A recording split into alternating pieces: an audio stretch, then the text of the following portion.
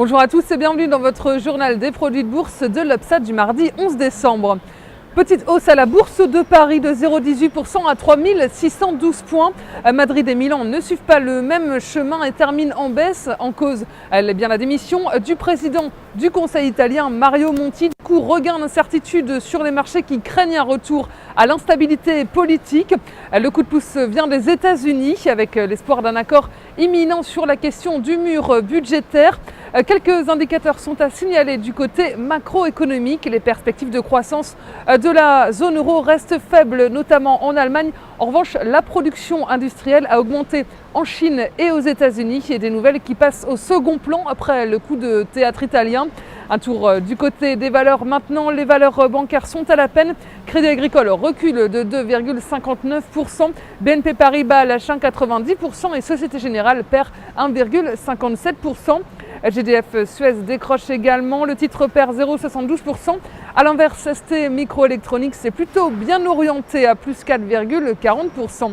À Wall Street, c'est la prudence qui l'emporte. Les indices américains terminent à l'équilibre en très légère progression de 0,11% pour les Dow Jones et plus 0,30% pour le Nasdaq. Les opérateurs américains s'inquiètent de l'avenir de la situation politique en Italie suite au coup de théâtre avec l'annonce de la démission du président du Conseil italien Mario Monti. Quelques bonnes nouvelles tout de même du côté macroéconomique, donc on l'a dit, avec notamment la Chine qui voit sa production industrielle augmenter sur le mois de novembre. Et puis les opérateurs américains surveillent toujours avec fébrilité l'évolution du dossier sur la question du mur budgétaire. Du côté des valeurs à suivre aux États-Unis, eh bien l'assureur AIG perd 2%. Après avoir annoncé qu'il allait vendre la quasi-totalité de sa filiale de location d'avions ILFC.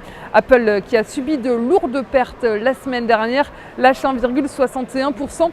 Et le groupe de restauration rapide McDonald's est à plus 0,89% après avoir publié une augmentation de 2,4% de ses ventes.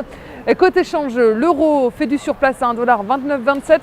Sur le front des matières premières, le pétrole WTI perd 0,34% à 85,71 $. Les volumes sont stables sur le marché des produits de bourse avec 21,8 millions d'euros échangés dans une séance en légère progression. Et concernant la répartition par type de produit, les certificats sont en hausse à 83% des échanges, les varants sont en léger repli à 17%. Et du côté des transactions, les certificats représentent 73% des échanges et les varants 27%. Et si on regarde la répartition par sous-jacent, les indices sont en forte hausse avec 44% du marché, les actions sont en repli à 55%.